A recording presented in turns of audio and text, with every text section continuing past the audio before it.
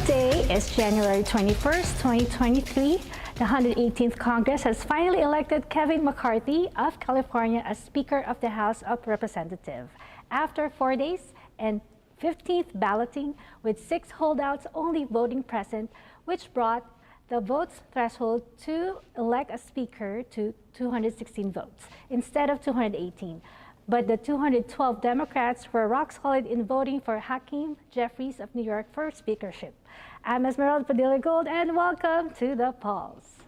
And I'm Sam Buban. We begin with hot topics that are dominating the headlines.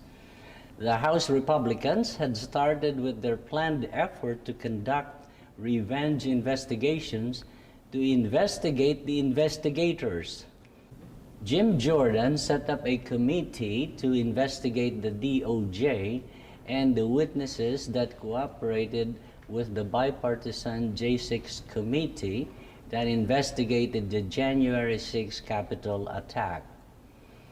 One of the majority party in the newly convened House of Representatives' promise is to investigate what they describe as the weaponizing of the intelligence and law enforcement agencies. Such committee will be headed by the staunch supporter of Donald Trump, Jim Jordan of Ohio, who is the leader of the House Freedom Caucus, which many in the mainstream media and political commentators dubbed as the Attention Caucus. Speaker Kevin McCarthy, who made a lot of concessions to 20 to 21 lawmakers to get their votes, may already be fulfilling his promise to the members of that faction by removing Congress members Eric Swalwell of California, Adam Schiff also of California, and Congresswoman Ilhan Omar from the House Intelligence Committee. A very clear revenge for the Democrats under Speaker Pelosi is not giving any committee assignment to Marjorie Taylor Greene after Greene publicly threatened gun violence in Congress and promising to bring a gun to the congressional floor. These 3 high-profile Democratic House representatives were clearly targeted for revenge because of their relentless pursuit of the truth of former President Donald Trump's misconduct in office. The Republican-controlled House of Representatives were able to pass a bill that would criminalize doctors from performing abortions. In a vote of 220 to 210, voting mainly along party lines, the Republicans are delivering on their promise to do more to control women's right to choose. In a first major vote on a House bill in the post-Roe versus Wade. In this House bill named Born Alive Abortion Survivors Act that passed the House is more on posturing, as it is considered dead on arrival in the U.S. Senate, which is controlled by the Democrats. The sad facts of what the Republicans in the lower house is doing is the same thing that made them unpopular to the people during the midterm election. It was their efforts through the Supreme Court to control women and impose their religious belief on every woman in this country that made them perform poorly during the midterm election and handed the control of the U.S. Senate.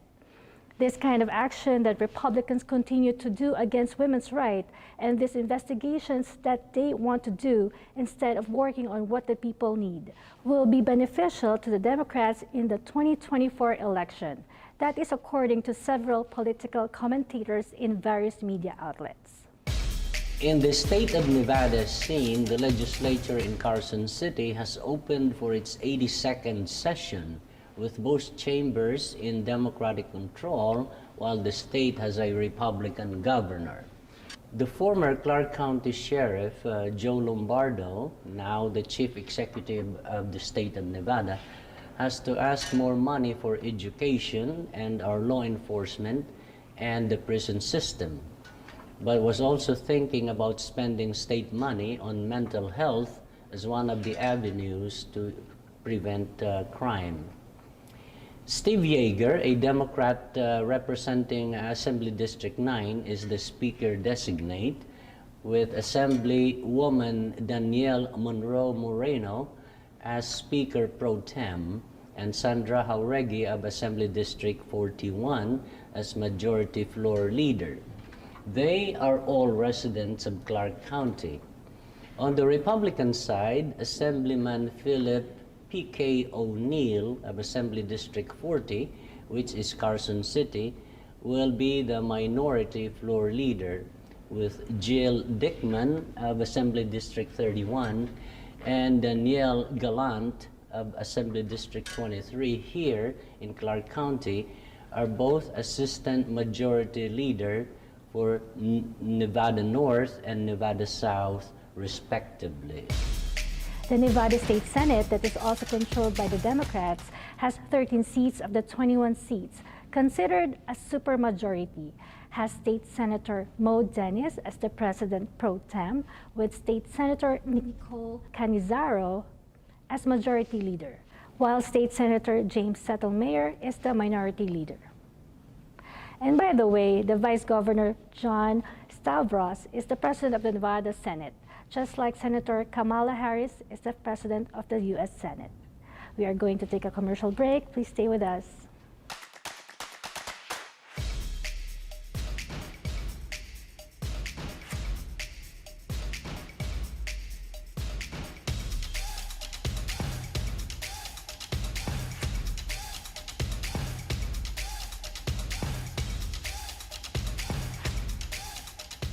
Pure Medical Equipment provides top-notch quality medical supply equipment. Whether to rent or buy, Pure Medical Equipment and Supplies has it all. Pure Medical Equipment is committed to serve and give back to Southern Nevada. We deliver medical supplies and rentals to your door. With the many recent changes and focus on immigration law, now more than ever is the time to seek the help you need from an attorney you can trust.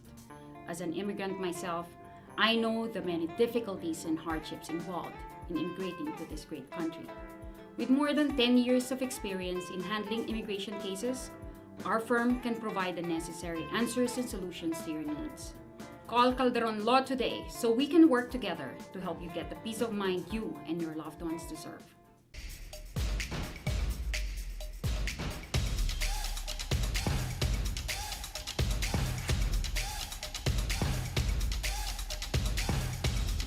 Welcome back to The Pulse. As if the travel fiasco of the Christmas Eve holiday travels was not enough, last week, the FAA computer system also bogged down and flight departures were suspended. The Federal Aviation Administration's Pilot Alert System, also known as NOTAM system, referring to Notice to Air Emissions system, went down as early as 3:28 p.m. Tuesday last week, which also delayed air traffic. By Wednesday, the next day, more than 9,500 flights were delayed as of 4:45 p.m. Eastern Time. The NOTAM system is what alerts pilots of runway closures, hazards, and airport conditions. The failed system prompted the FAA to stop and ground all flights the whole day of Wednesday and resume flights Thursday after the system has been rebooted. Transportation Secretary Pete Buttigieg are talking to congressional leaders to explain what happened. Many airlines expressed that they will not be charging rebooking fee on the customers for the flights delayed. Oh boy, my advice to all air travelers, even if you fly budget, whether for leisure or essential travels, always have with you a little extra cash for all contingencies. Because these things happen when you least expect it, and this thing can happen not only in winter. So be prepared for things like this. Even if you have travel insurance, reimbursement may not come that soon as you go through the claim process. And if you are going to have an extra cash for emergency, make sure they are not in a checked-in luggage, but in your carry-on bag or wallet. Just like in the Christmas travel fiasco, many travelers found their luggage after 3 days of searching in the terminal floors full of luggages. I heard some people who could not eat for 3 days because their extra money were in a checked luggage. So put a little bit of wisdom when you are preparing for travel. Relying on credit cards may not be helpful sometimes during power outages in that area or internet outages. Cash is the best. In $20 bills, there are many eating places that may not be able to break your $100 bills if many are paying by the same denomination. In other parts of the world, just as we just had passed the second year anniversary of the January 6th attack on the U.S. Capitol, the Brazilians who were loyal to former President Jair Bolsonaro, who himself was acting like Donald Trump when he was president of Brazil, but lost in the election to Luiz Inácio Lula da Silva, who was also a president before, stormed the Capitol, the nation's legislature in that country's capital of Brasilia. The Bolsonaro supporters also attacked the country's Supreme Court and the presidential palace. This happened on January 8 this year in Brazil. Although this kind of behavior of a candidate's supporters is common in developing countries, the similarity to what happened in the U.S. Capitol in January 6 of 2020, in that Bolsonaro, like Donald Trump, went on speaking tours claiming election fraud and that the election was stolen from him. Brazilian authorities reports that several hundreds has already been arrested for the violent protests that resulted in destruction of government properties and disruption of government functions. In the Ukraine war, as the Russian forces are losing in all fronts, including Ukraine's potential liberation of the province of Crimea, the peninsula that was taken by force by Russia in 2014. Russian President Vladimir Putin have started using private armies to engage in combat with the Ukrainians. Because of the massive demoralization and increased desertion by Russian soldiers and refusal of young Russian men to respond to the draft, Putin has now resorted to mercenaries. The Wagner group of military contractors had shown some success in their military campaign in East Ukraine, particularly in salt mining town of Soledar. Prigozhin has used his military success in Ukraine to burnish his image and influence on Vladimir Putin. But his stories on his success in the battlefield is being contradicted by Russian Defense Ministry, a growing sign of discord from within of Russia's war effort in Ukraine. This was according to a report from NBC Network. They also added that capturing Soledar may not be a decisive moment in the war, but is giving Prigozhin a launching pad to his campaign for influence and are at odds with the military leaders in the Kremlin. The Wagner group, the mercenary group, has been identified and accused of numerous human rights violations in Ukraine. The worst cholera outbreak to hit Malawi in 2 decades has now claimed lives of 750 people, according to a Malawi government minister. The head of the World Health Organization expressed that the South African country is one of the hardest hit in the midst of global epidemic that are getting deadlier than normal.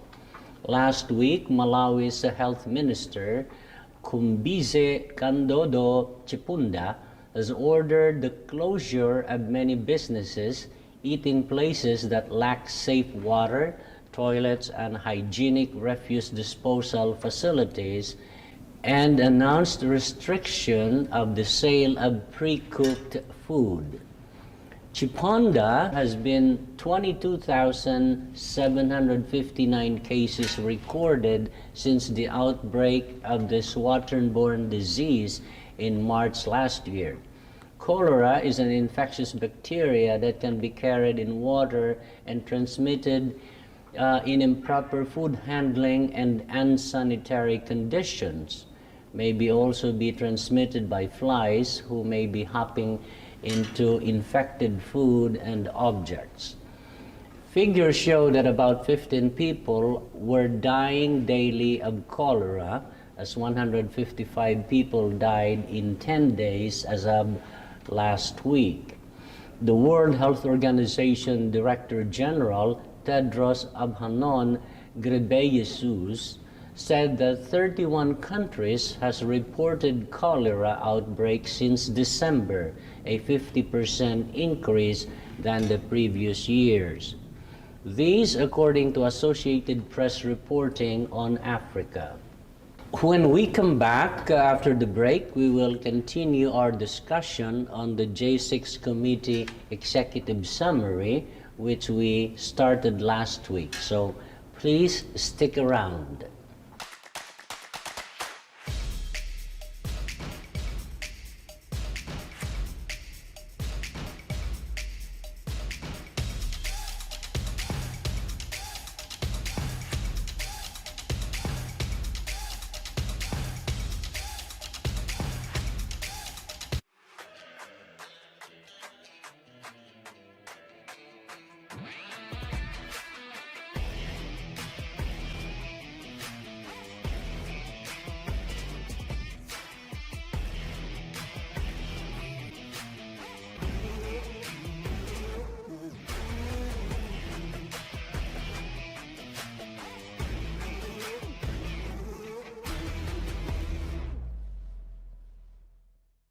Pure Medical Equipment provides top-notch quality medical supply equipment. Whether to rent or buy, Pure Medical Equipment and Supplies has it all. Pure Medical Equipment is committed to serve and give back to Southern Nevada. We deliver medical supplies and rentals to your door. With the many recent changes and focus on immigration law, now more than ever is the time to seek the help you need from an attorney you can trust. As an immigrant myself, I know the many difficulties and hardships involved in immigrating to this great country. With more than 10 years of experience in handling immigration cases, our firm can provide the necessary answers and solutions to your needs. Call Calderon Law today so we can work together to help you get the peace of mind you and your loved ones deserve.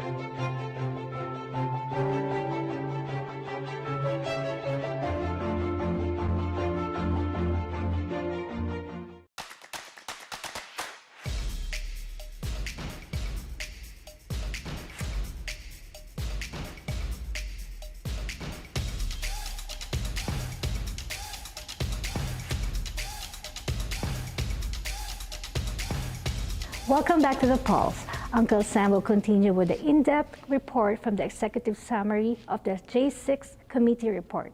The J6 Committee's finding after 23 months of serious investigation, their findings that are now public will be shared to you right here on The Pulse. So Uncle Sam, where are we now on these findings by the J6 Committee?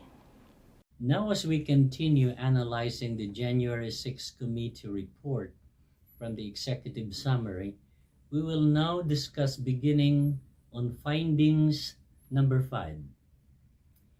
Number 5 findings of the committee is that without any evidentiary basis and contrary to state and federal laws, Trump unlawfully pressured state officials and legislators to change the result of the election in their states. So if anyone of you remember that Donald Trump made a phone call to Georgia Secretary of State Brad Raffensperger that he only need 11,800 votes to overturn the election to his favor, that the very long phone call was recorded by the Office of the Secretary of State of Georgia and eventually was publicly released. There were also participation from Arizona Republican Party and the Nevada Republican Party, as well as in the Michigan State Republican Party, to send an alternative electoral slate that will be submitted to Vice President Pence, and instead of the true and real electoral slate who will vote for Joe Biden, the fake electors will cast their votes for Donald Trump as president. Many of these officials are now included in the ongoing investigation by Special Counsel Jack Smith in a wider scope of crime committed against the United States leading to the January 6th attack of the U.S. Capitol. Even the Nevada chairman of the Republican Party, Michael McDonald, has been subpoenaed by the J6 committee. In his deposition, he invoked his rights under the Fifth Amendment of the Constitution, the right against self-incrimination. In essence, he didn't want to answer any question. Finding number 6, Donald Trump oversaw an effort to obtain and transmit false electoral certificates to Congress and the National Archives. Now, this has something to do with the same effort mentioned in number 5, in the effort to submit false electoral certificate that signifies the winner in the Georgia, Arizona, and Nevada of the presidential election, and the corresponding electoral votes to be awarded. That was Donald Trump has actively participated in the steps to be taken. Findings number 7. Donald Trump pressured members of Congress to object to valid slates of electors from several states. On this one, the true and valid electors designated by the winning party, which is Joe Biden slate of electors that casted the votes for Joe Biden in the Electoral College ceremonial voting. What Trump was trying to do was to convince many of the legislators, MAGA legislators, who were sympathetic to him and to his cause to overturn the election, were the people who rejected, the lawmakers who rejected the certification of the election results. So, but then again, because of there were some Republicans who voted with the Democrats to certify the election of Joe Biden, Joe Biden was still properly installed as the new president. Finding number 8 that is found in the executive summary of the J6 committee. It states that Donald Trump purposely verified false information filed in federal court. Things like this happened when plaintiff signs off on a document that is under oath and acknowledged to be true, when in fact the information being filed is actually false.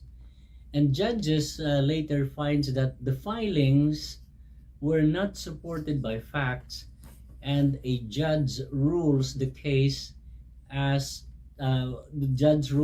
to be frivolous. Many of Donald Trump's lawyers has been sanctioned by various state bars and barred from practicing law in those states. Rudy Giuliani, as an example, has his law license in the District of Columbia suspended, and others still faces disciplinary actions in several states, and judges slapping them with fines for filing false claims, allegations with zero evidence seen in court. Findings number 9. Based on the allegations that election was stolen, Donald Trump summoned tens of thousands of supporters to Washington for January 6th. Although these supporters were angry, some were armed, Donald Trump instructed them to march to the Capitol on January 6th. Do you remember the speech at the Capitol ellipse? We fight like hell, and if you don't fight like hell, you're not going to have a country anymore. That's what Donald said. That's what Donald Trump said in his speech while he riles up the crowd. And even weeks before that, for the Proud Boys to stand back and stand by, where armed militants and extremists actually ended up in the Capitol grounds on January 6th. The message, according to those who were arrested and prosecuted, were received by them as a call to arms. So, you fight like hell. If you don't fight like hell, you will not have a country anymore. We're out of time, and follow us on the next episode as we continue our analysis on and report on the January 6th committee based on what is found in the executive summary. I can see that these findings really show that our country's democracy that Americans dearly love and defended by many of our public servants and fallen soldiers for generations was in peril. Indeed, a sad chapter in our history. With that note, we are out of time for this episode. We ask that you join us again next week. I'm Esmeralda Padilla-Gould. And I'm Sam Buban, who with Esmeralda will continue to bring you hot topics, and as we continue our analysis and commentary on the J6 committee findings next Saturday here at the polls. Thank you, and God bless your week.